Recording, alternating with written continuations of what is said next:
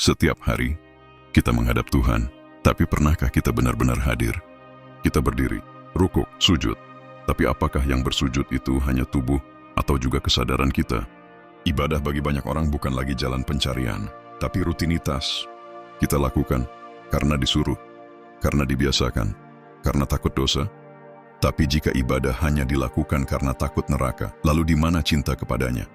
Apakah Tuhan butuh gerakan kita? Apakah Tuhan haus akan sujud kita? Kita rukuk, tapi ego masih berdiri. Kita sujud, tapi belum tunduk. Yang kita lakukan baru syariat, tapi ruhnya masih hilang. Berhati-hatilah, karena tidak semua ibadah membawa kita mendekat. Ada ibadah yang membuat kita sombong, merasa suci, merasa layak masuk surga. Padahal itu bukan ibadah, itu transaksi batin yang dibungkus syariat. Bisa jadi ibadah kita selama ini hanya menjadi penghalang antara kita dan Tuhan. Imam Al-Ghazali berkata, "Jangan tertipu oleh gerakan tubuhmu dalam ibadah jika hatimu tidak ikut rukuk dan sujud." Lalu kita bertanya, mengapa hati ini tetap gelisah meski rajin beribadah? Jawabannya, karena kita tidak hadir. Kita hanya menggugurkan kewajiban, tapi tidak menyelami makna. Coba tanyakan pada dirimu sendiri, saat kamu salat, adakah rasa rindu di dalamnya? Ataukah kamu hanya ingin cepat selesai? Jika kamu memanggil Allahu Akbar tapi hatimu masih bersama dunia, kepada siapa sebenarnya kamu menghadap? Ibadah itu bukan sekadar format, tapi ia harus menjadi tempat perjumpaan. Jika tidak, ia hanya menjadi gerakan jasmani yang lelah tanpa makna. Orang yang tenggelam dalam syariat tanpa makrifat, seperti orang yang membaca peta, tapi tak pernah sampai ke tujuan. Kita keliling peta, tapi tidak pernah berjalan ke dalam. Berapa tahun kamu salat? 5 tahun, 10 tahun, sejak kecil? Tapi apakah kamu pernah merasa benar-benar dekat dengan Tuhan? Jangan-jangan, yang kamu dekati hanya rasa aman dari takut neraka, bukan Tuhan itu sendiri. Mulai hari ini, jangan salat hanya dengan tubuh. Jangan hanya baca ayat dengan mulut. Hadirkan dirimu, hadirkan jiwamu. Karena Tuhan tidak menanti jasadmu, Ia menanti kehadiranmu. Dan jika kamu bisa hadir bahkan 1 rakaatmu, bisa menjadi titik terang seumur hidupmu. Makrifat bukan tentang meninggalkan syariat, tapi menyadari bahwa syariat hanya berarti jika hatimu hadir di dalamnya. Kita mengucap, La ilaha illallah, tapi benarkah tidak ada ilah lain dalam hati kita? Apakah benar kita hanya menyembah Allah? Atau kita juga menyembah harta, pekerjaan, pencitraan, dan rasa aman? Tauhid bukan hanya ucapan, ia adalah kematian segala ketergantungan kecuali padanya. Tapi lihat hidup kita menggantungkan rezeki pada bos, menggantungkan kebahagiaan pada pasangan, menggantungkan harga diri pada pujian. Kita salat tapi tetap khawatir miskin. Kita puasa tapi masih takut tak dihargai. Tauhid adalah pernyataan perang terhadap semua bentuk ilah di luar Allah. Tapi hari ini, kita menyembah Allah saat salat, lalu menyembah dunia saat bekerja. Kita menyembah Tuhan tapi masih takut pada manusia. Kita berkata Allah Maha Memberi, tapi hidup seperti yang menentukan rezeki adalah manusia lain. La ilaha illallah bukan kalimat biasa, ia adalah revolusi kesadaran. Ilah itu bukan berhala batu. Ilah adalah apapun yang kamu andalkan selain Tuhan. Ilah adalah apapun yang kamu takuti lebih dari Allah. Ilah adalah apapun yang kamu kejar mati-matian selain ridhanya. Maka jangan heran jika banyak yang salat tapi hatinya masih penuh ilah-ilah palsu. Rabiah berkata, "Aku menyembahmu bukan karena takut neraka atau berharap surga, tapi karena engkau layak disembah." Inilah tauhid yang tidak dibayar rasa takut atau pamrih. Tauhid yang bersih, tauhid makrifat. Kadang kita menyembah Tuhan untuk disembah manusia. Kita puasa agar dianggap saleh. Kita tampilkan kesalehan agar dinilai tinggi oleh sesama. Maka sesungguhnya siapa yang kita sembah? Inilah syirik halus yang tak terasa, karena yang disembah bukan Tuhan, tapi citra diri kita sendiri. Berapa banyak waktu yang kita habiskan untuk memperbaiki penampilan dibanding memperbaiki hati? Berapa banyak kekhawatiran kita akan omongan manusia dibanding kegelisahan karena jauh dari Allah? Berapa kali kita minta tolong ke Allah dulu sebelum lari ke manusia? Kalimat tauhid adalah kalimat pembebasan, tapi kita hidup seperti budak dunia. Tauhid bukan hanya ucapan, tapi cara hidup. Bukan sekadar zikir, tapi cara pandang. Bukan hanya kalimat, tapi kesadaran penuh bahwa hanya Allah lah yang wujud. Saat kamu benar-benar bertauhid, kamu tidak takut kehilangan apapun. kecuali Allah. Saat tauhid hidup dalam hatimu, kamu tidak berharap pada siapapun kecuali Dia. Inilah makrifat, mengenali siapa yang benar-benar kamu sembah dan melepaskan semua ilah selain Dia. Lisannya bertauhid, tapi hatinya masih penuh ilah lain. Maka selamilah, bukan hanya lafaznya, tapi rahasia di baliknya. Banyak yang sudah menempuh syariat, tapi belum pernah bertemu Tuhan. Banyak yang sujud, tapi belum pernah merasa kecil di hadapannya. Banyak yang fasih membaca, tapi ayat-ayat itu belum pernah mengguncang jiwanya. Syariat adalah pakaian, tapi makrifat adalah tubuh yang hidup di dalamnya. Kita sibuk menjaga pakaian tetap bersih, tapi lupa bahwa tubuh di dalamnya sudah membusuk oleh ria, ujub, dan takabur. Apa artinya gerakan salat jika tidak menghadirkan rasa tunduk? Apa gunanya mulut komat kamit zikir jika hati masih tenggelam dalam amarah, dengki, dan cinta dunia? Inilah zaman di mana syariat dijadikan topeng, simbol kesolehan jadi alat pencitraan. Ibadah dijadikan alat menilai, bukan jalan untuk pulang. Kita berlomba tampil suci, tapi lupa membersihkan yang tersembunyi. Kita bangga berbusana Islami, tapi mudah menghakimi yang berbeda. Al-Ghazali menulis, ilmu yang tidak sampai ke hati hanya akan memberatkan di akhirat. Syariat adalah kapal, tapi makrifat adalah arah. Tanpa arah, kapal hanya berputar-putar di lautan ria dan kebingungan. Kita sholat tapi masih dengki. Kita puasa tapi tetap berbohong. Kita zikir tapi tetap mencaci yang tak sepaham. Jika ibadah tidak mengubah hati, lalu untuk apa semua itu? Kapan terakhir kali kamu sujud dan menangis bukan karena dunia, tapi karena benar-benar merasa hina di hadapannya? Kapan kamu membaca Al-Quran dan hatimu gemetar karena merasa disapa olehnya? Atau jangan-jangan kamu hanya menjalani ritual, tapi hatimu belum pernah hadir dalam satu pun ibadah? Makrifat bukan mengganti syariat, tapi menghidupkan ruhnya. Orang yang bermakrifat akan lebih rindu sholat, karena ia ingin pulang. Ia lebih khusyuk berzikir, karena ia ingin dekat. Ia lebih lembut dalam akhlak, karena ia telah melihat wajah kasih sayangnya dalam kesadarannya. Inilah rahasia syariat yang hidup. Salat bukan sekadar kewajiban, tapi perjumpaan.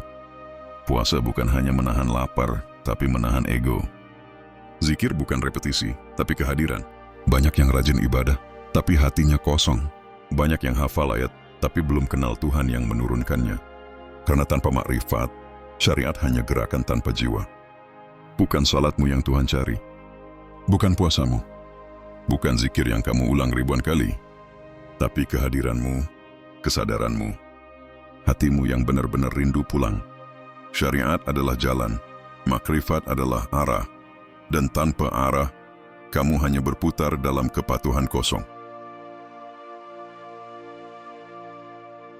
Pernahkah kau merasa semakin banyak salatmu, semakin jauh hatimu darinya?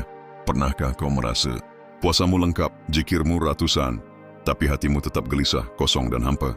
Lalu kau bertanya diam-diam, kemana sebenarnya arah semua ibadah ini? Banyak ibadah hari ini hanya jadi rutinitas, sekadar menggugurkan kewajiban, sekadar formalitas. Maka jangan heran, semakin sering ibadah justru semakin tidak menyentuh Allah. Kita sibuk mencatat jumlah, tapi tak pernah menanyakan kualitas. Kita khatam Quran, tapi tak pernah mengizinkannya masuk ke hati. Kita ruku, sujud, zikir, tapi hati kita tetap mencintai dunia lebih dari Tuhan. Sesungguhnya Allah tidak melihat rupa dan hartamu, tapi Dia melihat hatimu. Hadis riwayat Muslim. Tuhan tidak tertipu oleh jumlah rakaat, tidak silau dengan panjangnya jenggot atau lebarnya sajadah. Dia hanya melihat satu hal, yaitu hatimu. Dan seringkali, hatimu tak ada dalam ibadahmu. Semakin banyak ibadah tidak selalu berarti semakin dekat. Kadang banyak ibadah justru jadi jerat. Kita merasa sudah cukup suci, sudah cukup salat, sudah cukup amal, dan kita mulai merasa tidak butuh menangis lagi. Cinta itulah yang membuat sujudmu berarti. Tanpa cinta, salat hanyalah olahraga. Zikir hanyalah repetisi. Dan puasa hanyalah menahan rasa lapar. Imam Al-Junaid berkata, setiap amal yang tidak mendekatkanmu padanya, maka itu hanya kesibukan yang menipumu. Betapa banyak orang beribadah tapi hanya tubuhnya yang bergerak, hatinya tetap jauh. Kapan terakhir kamu benar-benar hadir dalam salat? Kapan terakhir kamu baca ayat Quran, lalu menangis karena merasa disapa langsung oleh Tuhan? Kapan terakhir kamu berdoa? Bukan untuk meminta dunia tapi hanya karena rindu. Terkadang, Ibadah malah membuat kita sombong, merasa lebih tinggi dari yang tidak sholat, merasa lebih suci dari yang tak berjilbab. Padahal mungkin hati mereka lah yang lebih lembut dari kita. Inilah penyakit orang yang beribadah tapi tak pernah benar-benar mengenal Tuhan, sombong atas ibadahnya sendiri.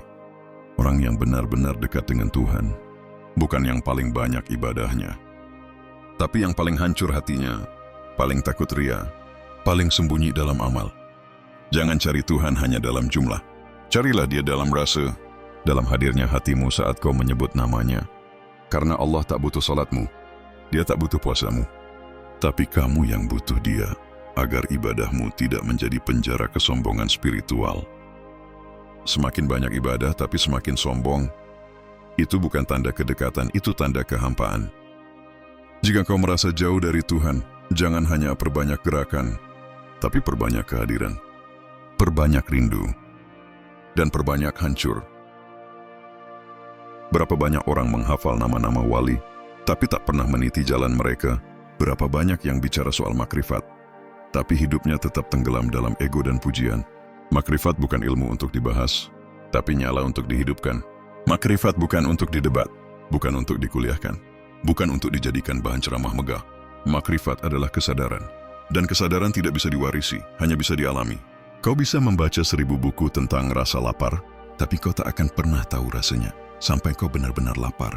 Kau bisa mengkaji ribuan teori tentang Tuhan, tapi kau tak akan pernah mengenalnya sampai kau benar-benar merasa butuh kepadanya. Pengetahuan adalah menaruh air di mulut, makrifat adalah meneguknya ke dalam hati. Ilmu bisa membawa sombong, tapi makrifat akan menghancurkan dirimu hingga menjadi tiada dan hanya Allah yang kau lihat. Hari ini banyak orang tahu istilah tasawuf, fana, baka, zawq, sir, syuhud. Tapi semua itu hanya jadi kosakata, tidak menjelma menjadi rasa. Dan itu bahaya.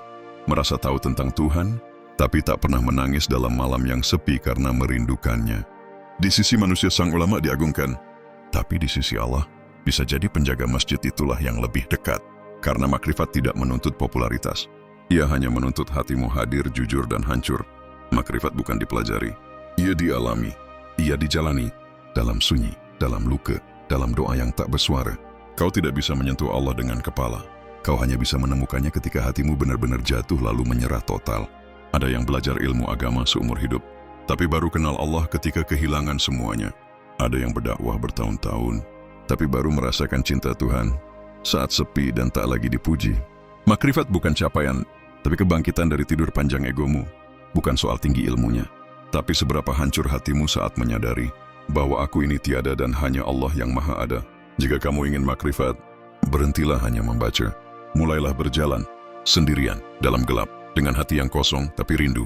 Karena makrifat bukan untuk dihafal, tapi untuk dijalani dengan hati yang hidup. Makrifat bukan menambah pengetahuan, tapi mengurangi dirimu sampai tinggal kesadaran akan Allah semata. Jika video ini membuka celah dalam hatimu, jangan buru-buru bicara. Diamlah, rasakan, lalu berjalanlah sendiri menujunya. Berapa kali kamu bernapas hari ini? Ratusan atau ribuan kali. Tapi berapa kali kamu sadar bahwa dalam tiap hembusan nafasmu ada Allah? Kita sering sibuk mengejar Tuhan dalam ibadah, tapi lupa bahwa Tuhan lebih dekat dari urat leher kita sendiri. Lebih dekat dari nafas yang kita hirup tapi tak kita sadari. Makrifat bukan soal banyak bicara, tapi soal kehadiran batin saat engkau menarik nafas dan hatimu mengatakan, "Ini darimu ya Allah." Maka disitulah ibadah telah hidup walau tak ada gerakan. Syekh Abdul Qadir Al-Jailani berkata, jadikan nafasmu sebagai tasbih, karena hamba yang sadar akan menyebut Tuhan dalam diamnya, bahkan dalam diamnya nafas. Salat bisa tak bernyawa, puasa bisa tak bermakna, zikir bisa tanpa kehadiran, karena bukan geraknya yang utama, tapi kesadarannya. Kita ini hanya butiran udara kecil yang muncul dari dasar kesadaran semesta. Seluruh hidup kita adalah darinya, olehnya, dan untuk kembali kepadanya. Salat, puasa, zikir adalah pintu. Tapi jangan berhenti di pintu. Yang lebih dalam adalah hadirnya hatimu dalam tiap nafas. Bahkan ketika kau hanya duduk, dan bahkan ketika kau hanya diam. Sekarang coba tarik nafas perlahan, lalu hembuskan. Tapi jangan lupa mengingat, ya Allah, Engkau ada di dalam ini. Engkau yang memberiku hidup, dan hanya Engkau tempatku kembali. Ia melakukan semuanya, tapi hatinya tetap bingung, kosong, dan letih. Karena ia belum hadir, belum sadar, belum pernah mengatakan dalam hatinya, Tuhan, aku tahu Engkau bersamaku, di sini, saat ini, dalam nafas ini. Makrifat nafas membuat hidupmu jadi ibadah, bukan hanya di sajadah, tapi di pasar, di jalan, di rumah, di puncak gelisah. Karena ketika hatimu selalu mengatakan, Allah, Allah, maka seluruh hidupmu berubah jadi zikir. Makrifat bukan tentang menghafal, tapi tentang hadir. Tentang sadar bahwa setiap tarikan nafas adalah pengingat bahwa kita ini fana, dan hanya Allah yang benar-benar ada. Jika ibadahmu tidak mengubah caramu bernapas, maka kau belum hadir. Berhenti dulu. Tarik nafas perlahan. Bisikan dalam hati, Ya Allah, Engkau lebih dekat dari ini semua. Bagikan video ini bukan hanya sebagai informasi, tapi sebagai pengingat bahwa Tuhan bisa ditemui, bahkan hanya dalam satu nafas yang kau sadari. Kau menginginkan makrifat, maka bersiaplah mati sebelum kau benar-benar mati. Karena makrifat bukan puncak ilmu, tapi lenyapnya dirimu. Selama masih ada rasa aku, maka tak akan ada dia. Makrifat bukan menemukan Tuhan, tapi kehilangan dirimu sepenuhnya hingga yang tersisa hanya dia. Banyak orang ingin mengenal Tuhan, tapi tak rela kehilangan dirinya. Ingin melihat cahaya, tapi takut melewati gelapnya fana. Makrifat bukan kemuliaan. Makrifat adalah kehancuran. Makrifat adalah api yang membakar semua keakuan, hingga hanya yang hak yang tersisa. Semakin tinggi pengetahuanmu, semakin besar dirimu.